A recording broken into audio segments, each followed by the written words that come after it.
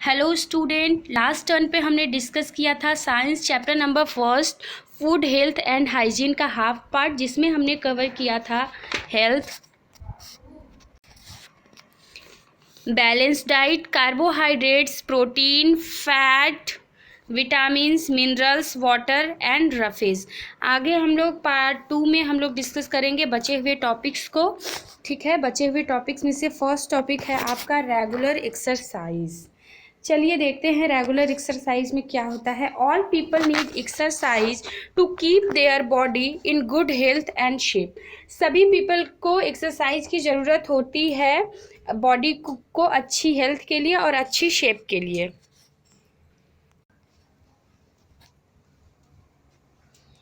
Muscles become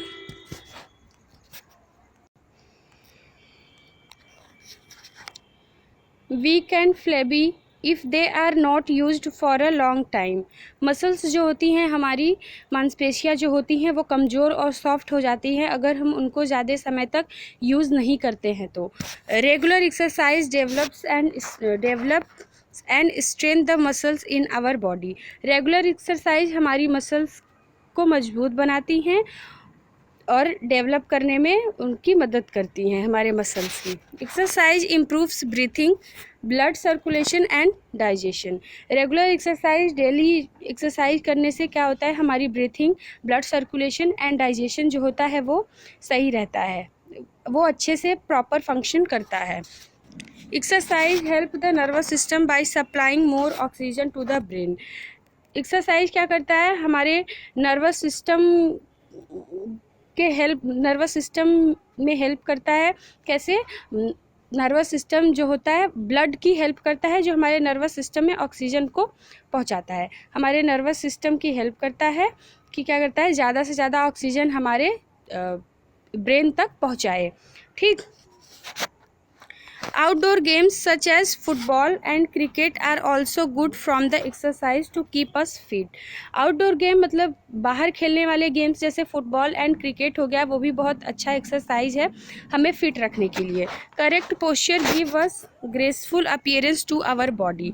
correct posture, correct आसन, सही आसन, हमें किस प्रकार से बैठना चाहिए, उठना चाहिए, क्या करना चाहिए, it is correct posture. Correct posture क्या करता है, हमें जो है हमारी बॉडी के लिए काफ़ी अच्छा होता है, उसको ग्रेसफुल बनाता है, सुंदर बनाता है। Right posture improve the nervous system and flexibility of our joints. सही पोस्चर क्या करता है, हमारी नर्वस सिस्टम को और फ्लेक्सिबिलिटी, हमारी जॉइंट की जो फ्लेक्सिबिलिटी है, जैसे घुटने हो गए, नीज़ वगैरह हो गई, इनकी फ्लेक्सिबिलिटी को इम्प्रूव करता है। We should sit and walk upright. इसलिए हमें राइट पोस्चर में जो है वॉक करना चाहिए एंड सिट करना चाहिए, बैठना चाहिए।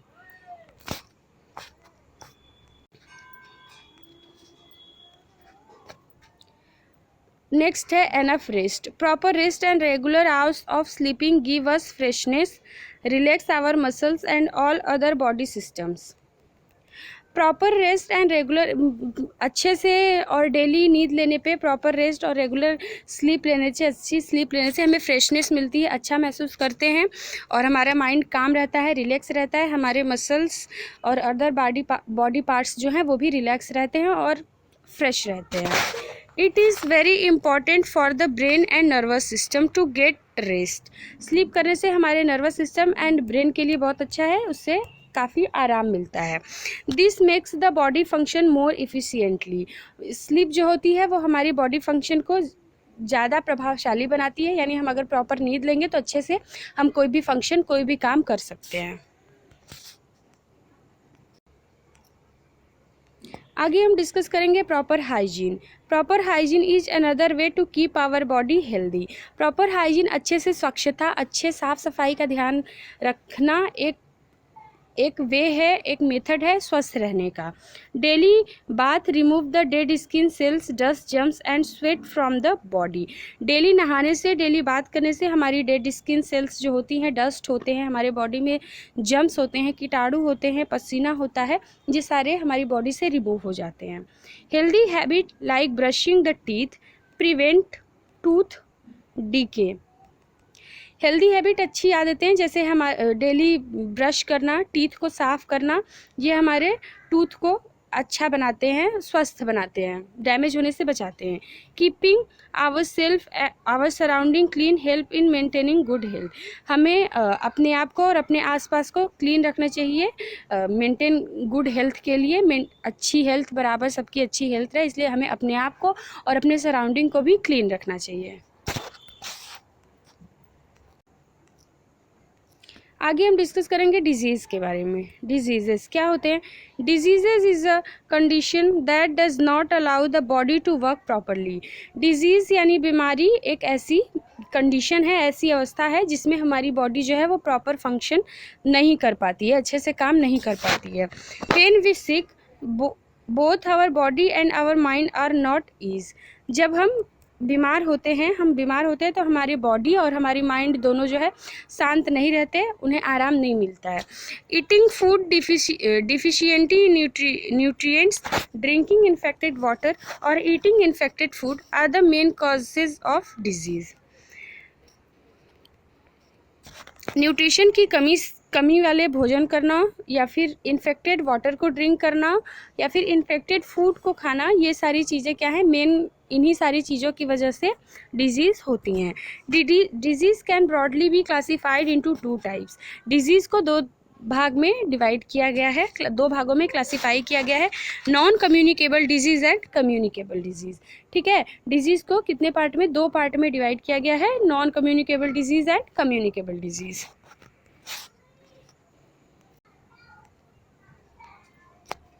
नॉन कम्युनिकेबल डिजीज़ क्या होता है? These are disease that cannot spread from one person to person। वह डिजीज़ जो एक पर्सन से दूसरे पर्सन में स्प्रेड नहीं होता है वो नॉन कम्युनिकेबल डिजीज़ कहलाता है। Some non communicable disease are anaemia, night blindness, diabetes, beri scurvy and rickets. कुछ नॉन कम्युनिकेबल डिजीज़ जो हैं वो anaemia, night blindness, diabetes, beri scurvy and rickets हैं। Non communicable diseases are also called non contagious disease. Non communicable disease जो होते हैं वो non contagious disease भी कहलाते हैं। Some non-communicable diseases that are caused by deficiency of particular nutrients are called deficiency disease। कुछ non communicable disease जो होते हैं वो पर्टिकुलर न्यूट्रिएंट्स की कमी की वजह से वो डिजीज़ होते हैं, यानी किसी न्यूट्रिएंट्स की कमी की वजह से डिजीज़ होते हैं। कुछ नॉन कम्युनिकेबल डिजीज़ ऐसे भी होते हैं, जैसे स्कर्वी हो गया, night blindness, beri and rickets.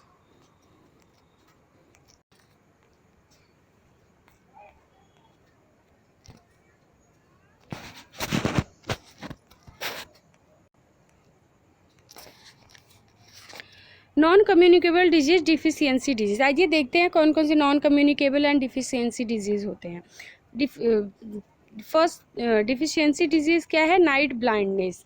Night blindness cause due to lack of, किसकी कमी से होता है? विटामिन ए की कमी से होता है। सोर्स ऑफ डिफिशियंसी न्यूट्रिएंट्स क्या है? इसका सोर्स क्या है न्यूट्रिएंट्स का? Green leaf vegetables, mango, papaya, tomato, butter, milk, fish and yolk. और सिम्टम्स क्या है? Can not see in dim light, यानी नाइट ब्लाइंडनेस जो होता है एक डिफिशियंसी डिजीज़ है जिसका सिम्टम्स है हमें कम लाइट में जो है दिखाई नहीं देता है, एंड विटामिन ए की कमी से होता है नाइट ब्लाइंडनेस। और सोर्स क्या है इसके? Green leaf vegetables, mango, papaya, tomato, butter, milk, yolk, fish and egg. ठीक है। Second deficiency disease is very है, ये किसकी कमी से होता है? विटामिन B1 की कमी से होता है। इसका सोर्स क्या है? अनपॉलिश्ड राइस हो गया, मिल्क हो गया, मीट हो गया, पीज हो गया, सीरियल्स एंड ग्रीन वेजिटेबल्स। ठीक, इसके सिम्टम्स क्या क्या होते हैं? Loses of appetite, disturb digestive system and feeling of weakness in limbs, यानी कि पेट की गड़बड़ी होगा, डाइजेशन सही नहीं रहेगा, एंड वीकनेस अपने लिम्ब में जो होता है पैरों में, उसमें क्या होगा? आपको वीकनेस लगेगा। थर्ड है स्कर्वी, ये किसकी वजह से होता है? विटामिन सी की वजह से होता है। इसका सोर्स क्या है? इसका सोर्स है साइट्रस फ्रूट, लेमन, आंवला, tomato, green leafy vegetables, potato, sprouted grains, pulses. यानी कि खट्टे पदार्थ में जो है, खट्टे फ्रूट्स में, जिन खट्टे चीज़ों में क्या पाया जाता है, विटामिन सी। और विटामिन सी की कमी से स्कर्वी रोग होता है। स्कर्वी रोग के सिम्टम्स क्या क्या हैं? Swelling and bleeding of gums, swelling of joint. यानी गम्स में, मसूड़ों में जो होता है स्वेल हो जाएगा, खून आने लगेगा, और ज्वाइंट्स में भी दर्द होने लगता है।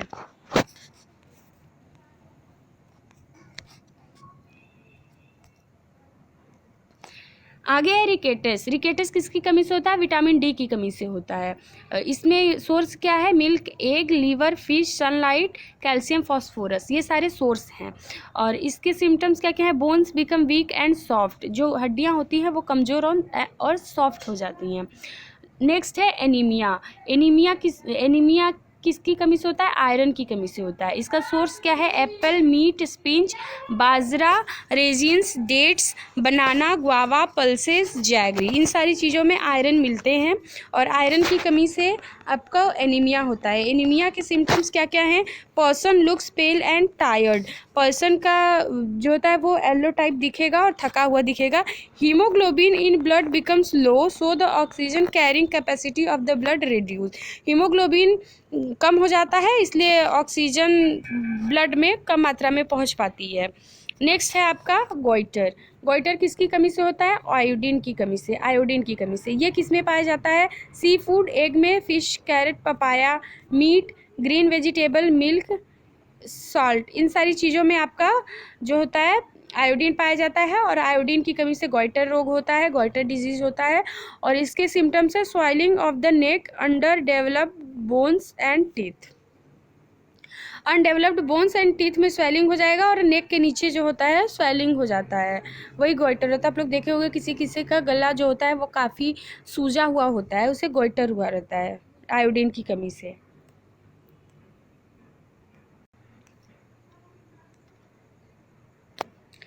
Some non communicable disease are not deficiency disease.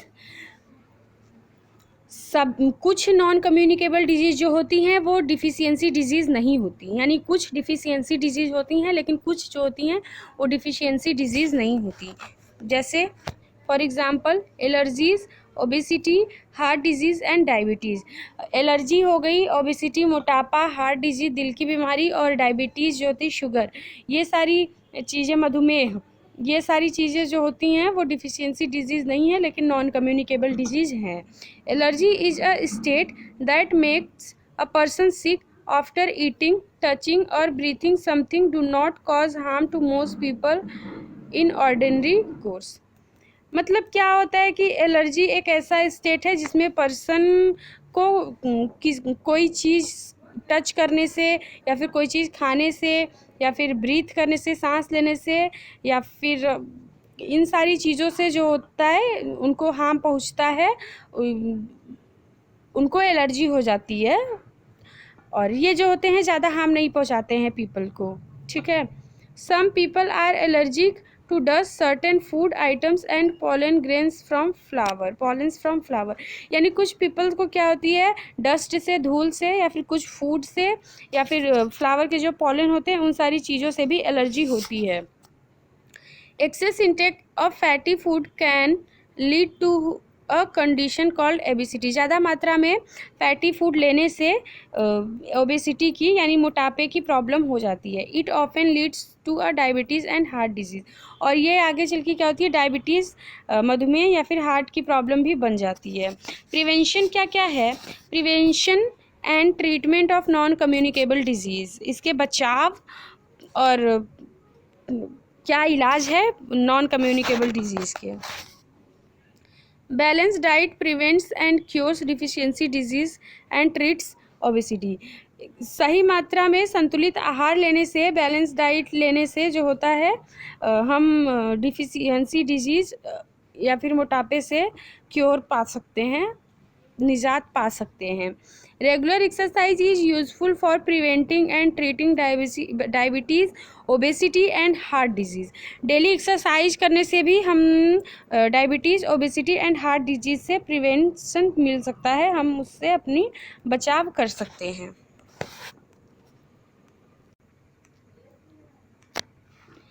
आगे हम पढ़ेंगे कम्युनिकेबल डिजीज़। कम्युनिकेबल डिजीज़ क्या होता है?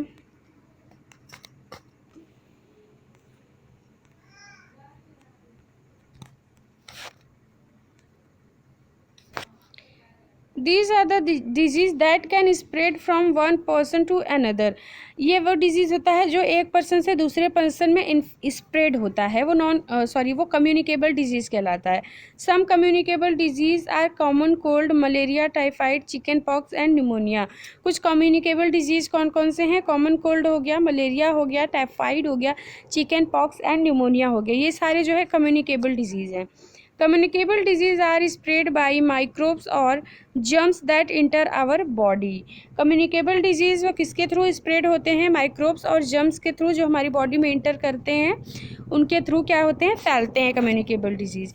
Germs can not be seen with necked I but can only be seen under a microscope. जो जर्म्स होते हैं वो हमारी आँखों से नहीं दिखाई देते हैं, वो सिर्फ माइक्रोस्कोप में दिखाई देते हैं। Germs are presented everywhere in air, water, soil, human body, bones, food etcetera. Germs जो होते हैं, कीटाणु जो होते हैं, वो सभी जगह मौजूद होते हैं, हवा में, पानी में, मिट्टी में, हमारे अंदर, ह्यूमन बॉडी के अंदर। और वाउंड्स मतलब घाव हो गया आपको, और किसी फूड में, हर चीज़ में जर्म्स होते हैं।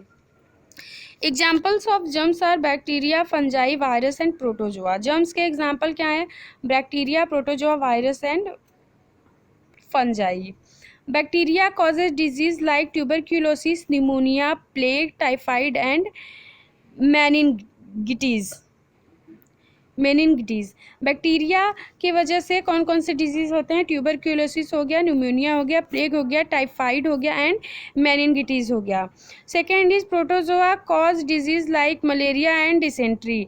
प्रोटोजोआ से मलेरिया एंड डिसेंट्री रोग होता है। Viruses causes disease like the common cold, polio, chicken pox and measles। Virus के थ्रू कॉमन कोल्ड होता है, पोलियो होता है, चिकन पॉक्स होता है एंड मीजल्स होता है। Fungi causes skin disease. Fungi जो होता है स्किन डिजीज कॉज करती है।